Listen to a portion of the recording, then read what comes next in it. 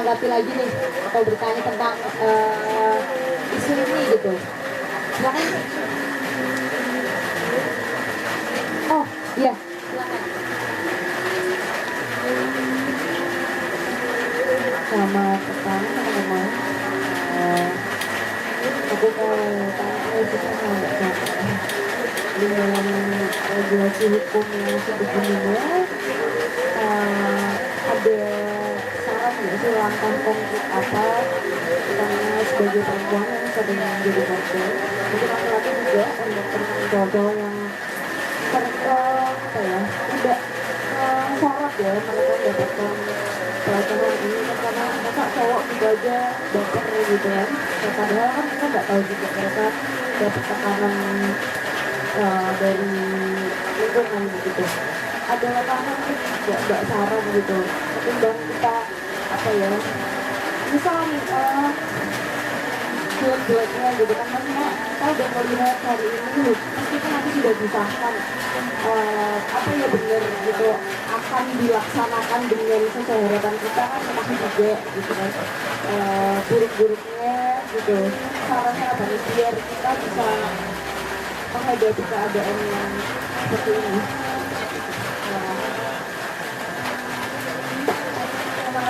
Siapa tadi? Tika ya? Tingkar ya? Oke, dari teman-teman mungkin mau ada yang jawab dulu?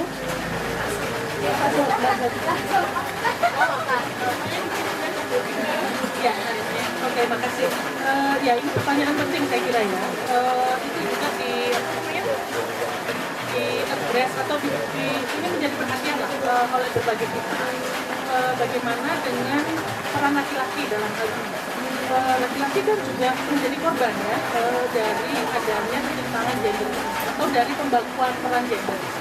Jadi bahkan dalam kekerasan seksual pun kita tahu ya dari berita media massa kita juga gampang temui ya banyak anak laki-laki yang juga jadi korban ya dari ibunya, dari kiainya, dari bahkan keluarganya ya atau juga laki-laki menjadi korban seperti ini misalnya ya kalau dia berumah tangga terus kemudian ternyata dia itu nggak bisa mendapatkan pekerjaan yang penghasilannya lebih tinggi daripada istrinya, itu kan dia akan mendapatkan sanksi sosial ya dari keluarganya, mungkin istrinya juga kok kamu gajinya segitu aja sih gitu misalnya ya, kamu kan kepala keluarga gitu ya atau ketika dia mencoba egaliter dengan istrinya lalu ibunya bilang kok kamu kalah sih sama istrimu gitu ya.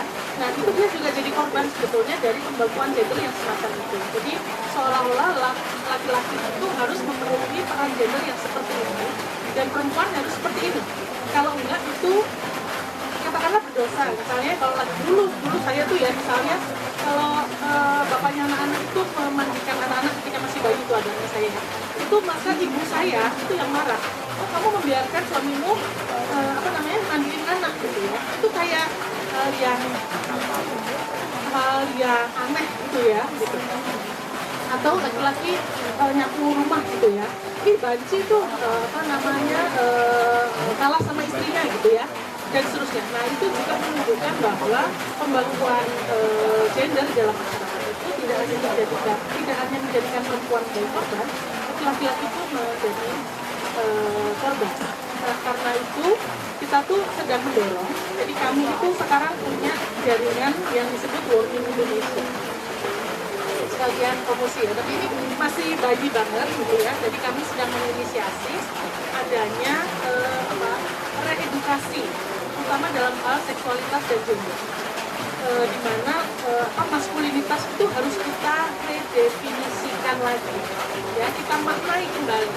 Apakah masculinity itu adalah jiwa yang harus berburu dan harus mendapatkan keburuannya itu, jiwa yang competitiveness tinggi yang dia harus menang terus, kalau kalah itu loser kalau dalam bahasa Indonesia pecundang ya, dan itu sangat melukai harga diri laki-laki gitu ya. Dan kalau laki-laki yang macho itu harus punya pacar lebih dari satu misalnya ya, atau dan seterusnya ya enggak? Atau Atau katakanlah gini, kalau dalam hal seksual ini kita semua udah dewasa ya. Kenapa kok apa namanya pil kuat apa namanya obat kuat itu atau Viagra dan sebagainya itu sangat laku di pasar. Itu kan sebetulnya juga memenuhi ideologi gender itu, bahwa laki-laki itu harus menunjukkan perkasaannya ya di dalam hal seksualitas. Jadi kalau dia lebih perkasa si perempuannya itu dia juga seperti terluka gitu ya. LBAPIK dulu tahun 2010 pernah melakukan studi terhadap mahasiswa waktu itu UIN dan UIN ya. Ditanya memang persepsinya tentang prostitusi. Itu mereka mengatakan bahwa laki-laki itu wajar untuk mengkonsumsi materi pornografi, wajar untuk jajan dan beli jasa seks ya. Karena itu tadi apa, dia harus perkasa di hadapan istrinya, dia harus lebih pintar secara seksual di hadapan istrinya. Padahal kita tahu kan pornografi itu sampah ya, itu kan laki-laki kan ditunjukkan keperkasaan yang model dari antah barantah yang kita nggak tahu apa dalam dunia nyata itu tidak ada gitu ya. Nah apa namanya, tapi itu yang kan jadi gini, kalau nggak lihat pornografi itu nggak wajar, nggak laki-laki dan seterusnya ya. Nah itu yang mau kita apa namanya kita redefinisi lagi di negara-negara Skandinavia. Skandinavia itu aku selalu ini apa Swedia, Islandia, Denmark, ya itulah ya. Nah Islandia, Finlandia itu untuk apa masalah prostitusi ini mereka melakukan reedukasi selama 10 tahun kepada masyarakatnya tentang gender dan seksualitas, tentang bagaimana bahwa laki-laki harus menghormati tubuh perempuan, menghargai otonomi perempuan atas tubuh, bahwa berkata tidak itu artinya tidak. Kalau dalam ini kita kan kalau enggak itu artinya enggak ya, dalam hubungan relasi seksual. Kalau perempuan ngomong enggak itu enggak, seolah-olah ya. Enggak berarti iya, apalagi iya, gitu kan ya. Kalau iya, kalau enggak iya, kalau iya iya. Iya, dan seterusnya ya. Nah, ternyata yang membuat apa namanya angka KDRT turun, angka perkosaan turun, angka prostitusi bahkan mereka nol ya, nggak boleh kan mereka melakukan jasa seks itu apa membeli jasa seks itu nggak boleh sama sekali. Itu adalah reedukasi orang. Jadi dididik kembali tentang gender dan seksualitas. Juga menurunkan insiden bunuh diri. Karena ternyata bunuh diri itu banyak dilatar belakangi oleh kekerasan berbasis gender. Jadi angka itu menurun semua karena adanya reedukasi yang dilakukan oleh negara pada warga negara.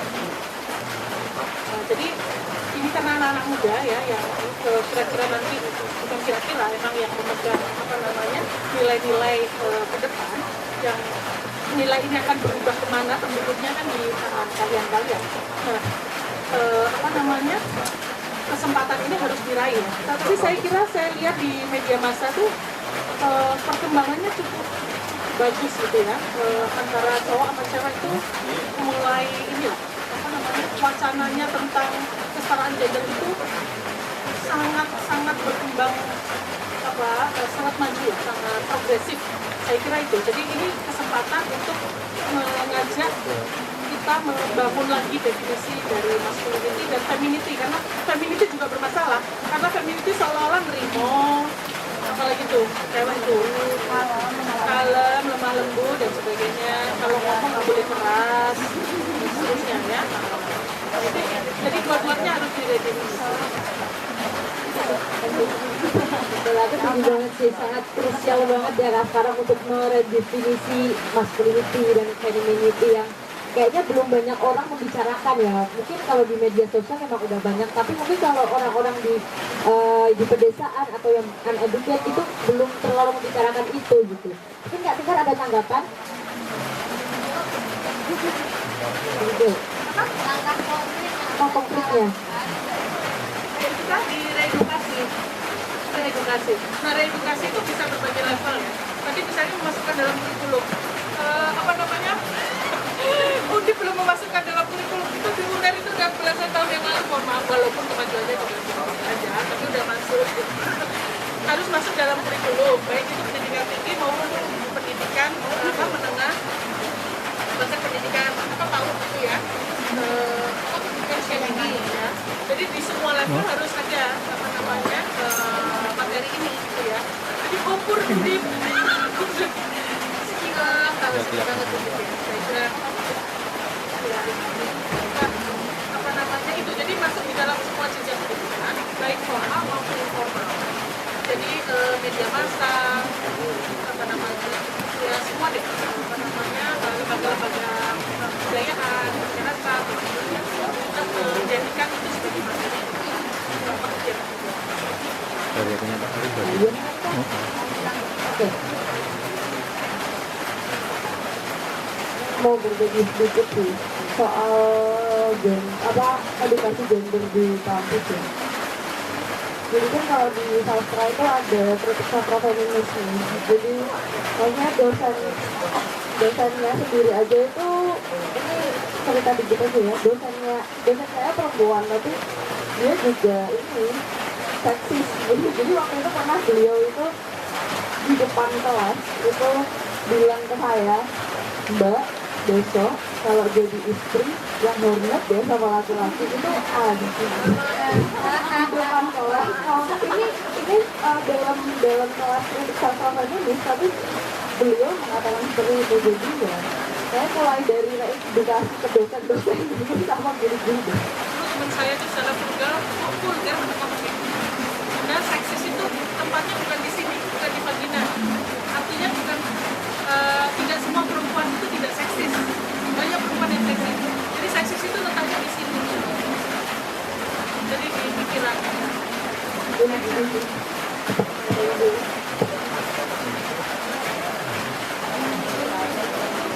Oke, sebelum lanjut ke pertanyaan selanjutnya, mungkin teman-teman ada yang mau beribadah salat maghrib, silakan.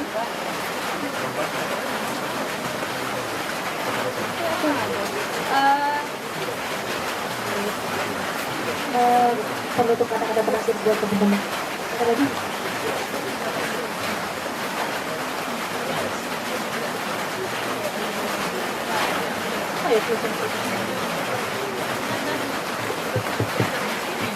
Ya, oke, makasih. Kalau closing statement ya saya kira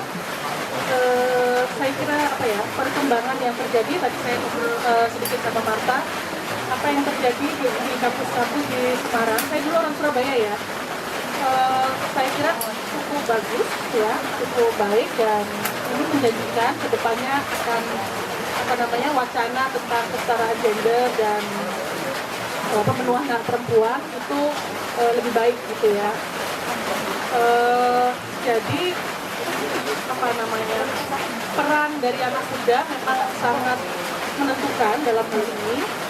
Mau kita itu jadi konservatif atau jadi progresif terhadap pemenuhan hak perempuan itu bergantung pada kita. Walaupun seringkali jebakan-jebakan, kalau sekarang sebutannya apa namanya? SJW ya, Social Justice Warrior itu juga seringkali menjebak kita gitu ya. Jadi asal bengok katakan asal kenceng gitu ya. Tapi nggak apa-apa, sebagai anak muda boleh aja, sah-sah saja. Itu perjalanan menuju kematangan. Jadi ketika teman-teman melakukan aksi Omnibus Law, bukan Omnibus Law, ya Omnibus Law termasuk sama RKUHP itu saya kira wacana yang dibawa kawan-kawan itu luar biasa maju. Yang dulu pada masa saya itu kita masih malu-malu gitu ya, tapi waktu itu sangat tegas pesannya disampaikan dengan cukup kuat, speak loud gitu ya. Saya kira itu menjanjikan sebuah gerakan yang lebih kuat lagi. Inspirit ya, kasih. Nah, mungkin dulu ada tanggapan lagi nggak ini, soalnya masih ada 3 lagi nih dari teman-teman kampus. Mungkin teman-teman ada mau sharing atau apa, silakan. Ya. Kami duluan ya teman-teman.